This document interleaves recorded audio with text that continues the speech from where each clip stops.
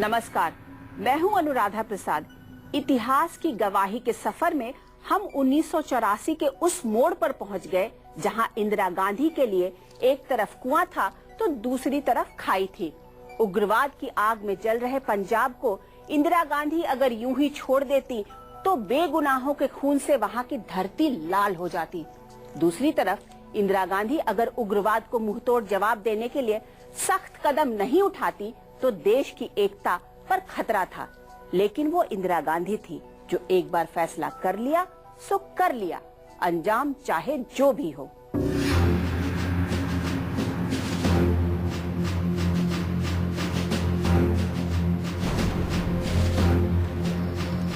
जून 1984 को रात 10:30 बजे काली पोशाक में 20 कमांडो चुपचाप स्वर्ण मंदिर में दाखिल हुए। लेकिन इन कमांडोज और सेना को अकाल तख्त में छुपे अलगाववादियों की सही ताकत का अंदाजा नहीं था। रात 12:30 बजे कमांडोज उग्रवादियों की भारी गोलीबारी को चीरते हुए दर्शनी ड्योढ़ी तक पहुंच गए। आंसू गैस के गोले दागकर अकाल तख्त खाली करने का अभियान नाकाम रहा। कमांडोज के साथ स्वर्ण मंदिर परिसर में दाखिल सेना की बख्तरबंद गाड़ियों को उग्रवादियों ने रॉकेट से उड़ा दिया।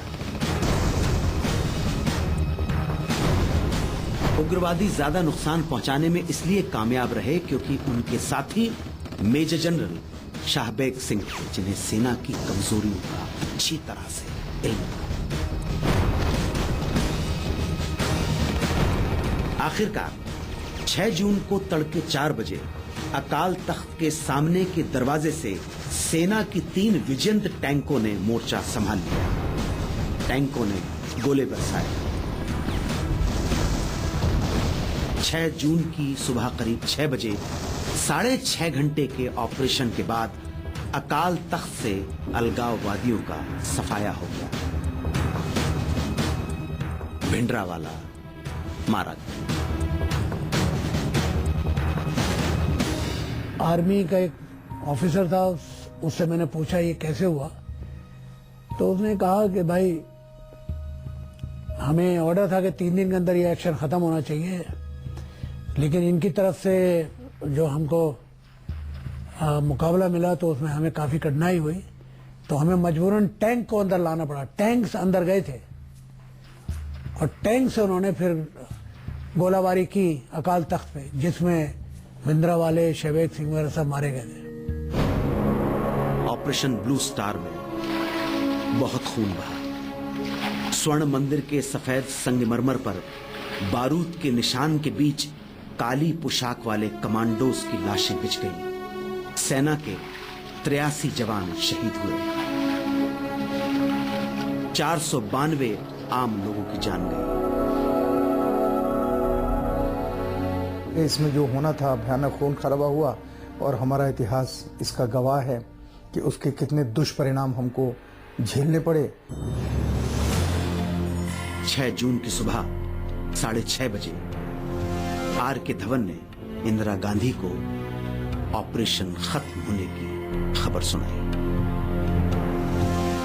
इंदिरा जी की इसके फेवर में नहीं थी इस तरह के किया जाए, लेकिन क्योंकि उस पर सारी कैबिनेट का और सबका मिलजुल का फैसला था, उनको इस बात की बहुत दर्द थी, तकलीफ थी कि उनको इस प्रकार का कोई एक्शन लेना पड़ रहा है।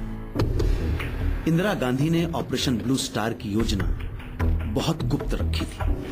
कैबिनेट को भी इसकी जानकारी नहीं थी। राष्ट्रपति ज्ञानी जैल सिंह भी ऑपरेशन ब्लू स्टार से अनजान थे। राष्ट्रपति ज्ञानी जैल सिंह की नाराजगी मोल लेकर इंदिरा गांधी ने ऑपरेशन ब्लू स्टार को हरी झंडी दी थी, क्योंकि कोई और रास्ता नहीं था। इसलिए 6 जून 1984 की सुबह आर के धवन ने इंदिरा गांधी को ऑपरेशन ब्लू स्टार खत्म होने की जानकारी दी तो उनका पहला सवाल था कि कितने लोगों की मौत हुई है। मौत का आंकड़ा सुनकर उनके मुंह से निकला, मुझे तो कहा गया था कि कम से कम लोग मारे जाएंगे। इंदिरा गांधी का ऑपरेशन ब्लू स्टार के अंजाम के बारे में पहले से ही एहसास हो गया था। इतिहास गवाह है कि इंदिरा गांधी का अंदेशा सही था। 31 अक्टूबर 1984 सुबह 9:10 इंदिरा गांधी अपने एक सफदरजंग वाले घर से एक अकबर रोड वाले दफ्तर जाने के लिए निकली। उन्हें एक विदेशी चैनल को इंटरव्यू देना था। इंदिरा के पीछे पीछे निजी सचिव आर के धवन और कुछ सुरक्षाकर्मी चल गए। एक सफदरजंग रोड और एक अकबर रोड के बीच के गेट के करीब जैसे ही इंदिरा गांधी पहुंची, वैसे ही उनकी सुरक्षा में तैनात बेअंत सिंह सामने आ गया। बेअंत सिंह ने अपनी सर्विस रिवॉल्वर इंदिरा गांधी पर तान दी। ये देखकर इंदिरा चौंकी और उन्होंने बस इतना कहा, ये क्या कर रहे हो? इसके बाद सिर्फ गोलियों की आवाज सुनाई दी। बेअंत सिंह ने इंदिरा पर 5 गोलियां दाग दी। उस वक्त सुबह के 9:17 हुए। जब हम गेट के पास पहुंचे, उस पर हमारे मन में या इंदिरा जी के मन में कुछ ऐसी सामने कुछ चीज थी ही नहीं क्योंकि ऐसी दुर्घटना होने वाली है।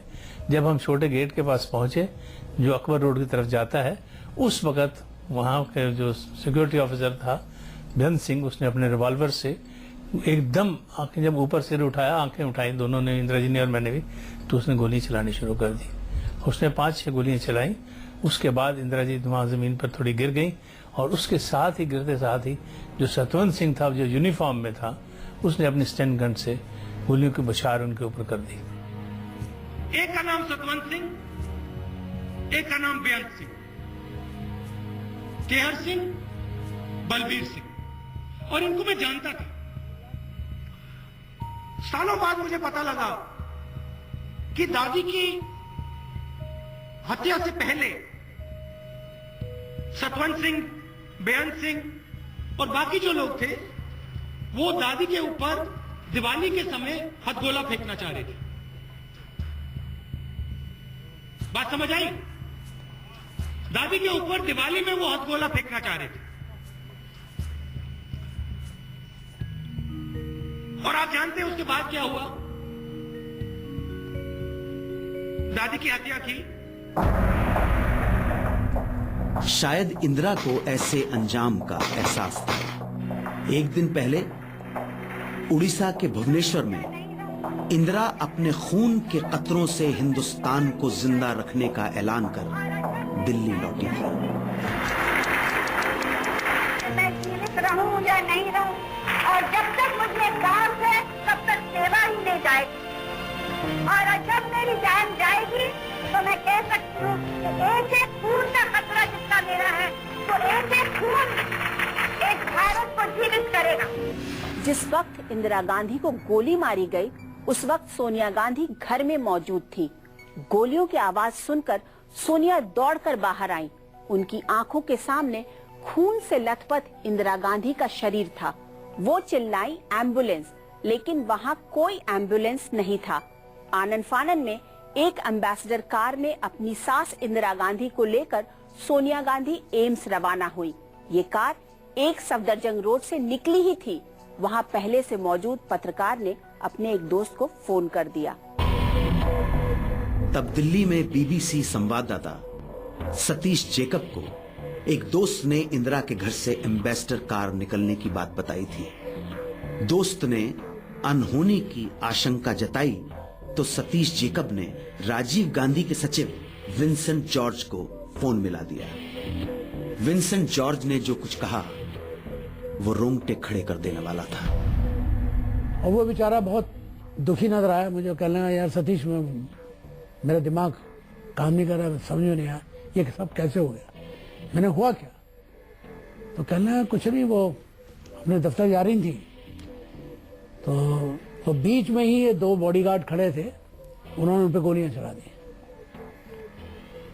तो मैंने उससे पूछा कहाँ ले गए, तो जॉर्ज ने कहा कि वो एम्स रहे हैं। Good evening. Indira Gandhi, ruler of the world's largest democracy, died today. Indira Gandhi को गोली मारने की खबर सबसे पहले बीबीसी ने दी, लेकिन सरकारी मीडिया आकाशवाणी और दूरदर्शन से इंदिरा को गोली लगने की खबर दिन भर गायब रही। वजह थी कि खबर का मसौदा तय करने के लिए दिल्ली में कोई सीनियर मिनिस्टर मौजूद नहीं था। राजीव गांधी बंगाल के चुनावी दौरे पर थे। राजीव तुरंत कोलकाता से दिल्ली लौटे। उनके साथ मौजूदा राष्ट्रपति प्रणब मुखर्जी भी थे।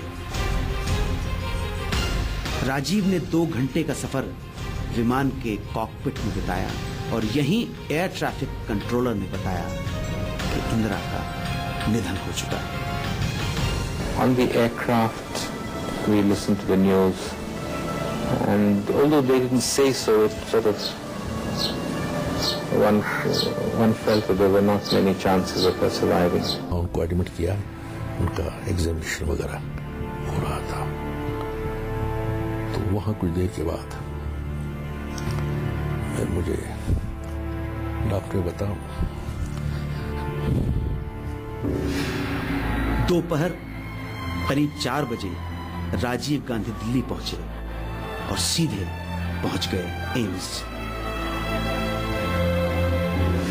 तब तक इंदिरा को गोली लगने की खबर जंगल में आग की तरह फैल चुकी थी।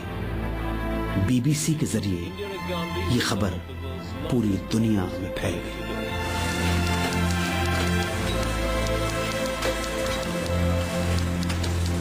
वर्ल्ड लीडर थी और इतना बड़ा एक लीडर के ऊपर इतना बड़ा हमला होना बहुत बड़ी न्यूज थी।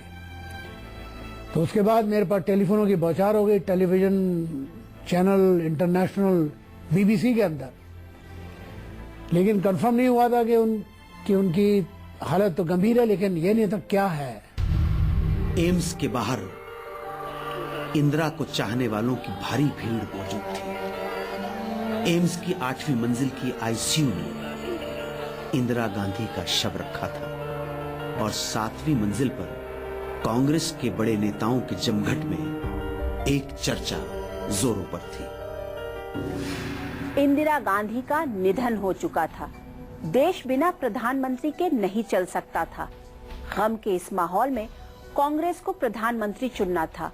एम्स की 7वीं मंजिल पर कांग्रेस के बड़े नेताओं ने राजीव गांधी का नाम प्रधानमंत्री के लिए तय कर दिया था। आखिर राजीव गांधी को प्रधानमंत्री बनने के लिए किसने किया तैयार, देखेंगे एक ब्रेक के बाद। राजनीति बहुत बेरहम होती है। ये न खुशी मनाने का मौका देती है, न आंसू बहाने का। इंदिरा गांधी के निधन के बाद राजीव गांधी का सामना राजनीति के इसी सच से हुआ। दिल्ली पहुंचने पर राजीव गांधी सीधे एम्स की 8वीं मंजिल पर गए, जहां इंदिरा गांधी का शव रखा था। पास के कमरे में सोनिया गांधी मौजूद थी। एम्स की 7वीं मंजिल पर गम के माहौल में गांधी परिवार के करीबी अरुण नेहरू राजीव गांधी की ताजपोशी की तैयारी में जुटे थे। लेकिन सबसे बड़ा सवाल था कि राजीव गांधी को प्रधानमंत्री की बागडोर संभालने के लिए कौन कहे। सवाल ये भी था कि विदेश दौरे पर गए राष्ट्रपति ज्ञानी जैल सिंह क्या राजीव गांधी को प्रधानमंत्री बनाने के लिए तैयार होंगे। इंदिरा गांधी के प्रिंसिपल सेक्रेटरी पीसी अलेक्जेंडर अपनी किताब my years with Indira Gandhi में लिखते हैं कि राजीव गांधी को एम्स की 8वीं मंजिल पर बताया गया कि कांग्रेस के नेता उन्हें प्रधानमंत्री बनाना चाहते हैं। ये बात बताने के लिए पीसी अलेक्जेंडर कमरे में दाखिल हुए तो सोनिया गांधी की आंखों से आंसू बह रहे थे। सोनिया को भरोसा दिला रहे थे राजीव गांधी। राजीव के प्रधानमंत्री बनने पर सोनिया तैयार नहीं थी, लेकिन सवाल देश का था। मैंने बड़ी कोशिश की, लेकिन राजीव जी ने मुझको समझाया था कि उनका फर्ज था, उनका कोई चॉइस नहीं था, और इसलिए। क्यों आप नहीं चाहती थी कि पीएम ना बने? क्योंकि मेरे मन में डर था कि जो इंदिरा जी के साथ हुआ था उनके साथ भी हो जाएगा। एक प्रधानमंत्री के निधन के बाद अगले प्रधानमंत्री की शपथ जरूरी हो जाती है, लेकिन दिक्कत यह थी कि क्या राष्ट्रपति ज्ञानी जैल सिंह इसके लिए तैयार होंगे। प्रेसिडेंट विदेश में गए थे, वाइस प्रेसिडेंट उस वक्त वेंकटरमन जी थे। उन्होंने कहा कि मैं इनको ओथ देता हूं प्राइम मिनिस्टर। हमने आपस में अरुण नेहरू में और कि must wait for them, president अगर वो आने वाले हैं, पता चला वो वहां से निकले। ऑपरेशन ब्लू स्टार की वजह से राष्ट्रपति ज्ञानी जैल सिंह और इंदिरा के रिश्ते सामान्य नहीं रह गए थे। पीसी अलेक्जेंडर अपनी किताब माई ईयर्स विद इंदिरा गांधी में लिखते हैं कि मॉरिशस यात्रा पर जाने से पहले राष्ट्रपति ज्ञानी जैल सिंह ने इंदिरा से कहा था कि अगर जिंदा बचकर लौटे तो विस्तार से बातें होंगी। लेकिन 9 दिन बाद राष्ट्रपति ज्ञानी जैल सिंह तो सकुशल लौट आए, लेकिन इंदिरा जिंदा नहीं रही। राष्ट्रपति ने दिल्ली में कदम रखने से पहले ही फैसला कर लिया था कि राजीव गांधी ही देश के अगले प्रधानमंत्री होंगे। मैं तो ऑल इंडिया इंस्टीट्यूट में मेडिकल साइंसेज में मौजूद था उस समय, क्योंकि अंदर भीड़ बढ़ती जा रही थी, बाहर जन सैलाब सड़कों पर उमड़ता चला जा रहा था, जैसे खबर फैल रही थी कि इंदिरा जी नहीं रही। तो जो भावनाएं थी उनको देखते हुए कांग्रेस के जो वरिष्ठ नेताओं थे उन्होंने महसूस किया कि राजीव जी के अलावा कोई भी इस समय अगर बनाया गया तो जनता में उसका बहुत गलत प्रभाव जाएगा। और इस तरह से जो है जनता की भावनाओं को ध्यान में रख के जो कांग्रेस संसदीय बोर्ड था उसकी मीटिंग हुई और उसने राजीव जी को, क्योंकि उस पार्लियामेंट्री पार्टी मीटिंग बुलाई नहीं जा सकती थी, संसदीय बोर्ड ने यह फैसला लिया कि राजीव गांधी को हम नेता इलेक्ट करते हैं और उनको शपथ दिलाएगी, क्योंकि उस समय कानून व्यवस्था की बात भी थी। एम्स की 2 मंजिलों पर भारत के मुकद्दर का फैसला हो रहा था और सरकार की तरफ से देश को नहीं बताया गया था कि इंदिरा को क्या हुआ है।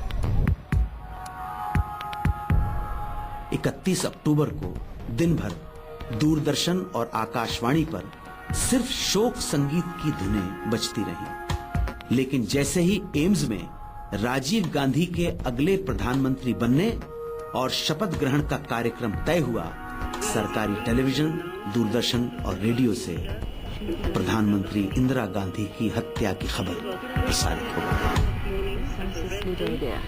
वहां पहुंचते ही डॉक्टर ने उनका उपचार शुरू कर दिया। इंदिरा के जाने का मातम था और दूसरी तरफ 31 अक्टूबर की शाम राजीव गांधी ने प्रधानमंत्री पद की शपथ ली।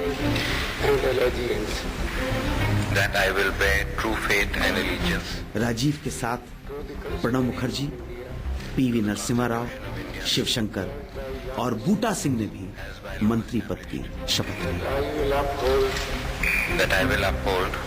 The sovereignty and integrity of India. The sovereignty and integrity of India. आतंकवाद की गोलियों ने इंदिरा गांधी को इतिहास के पन्नों में समेट दिया।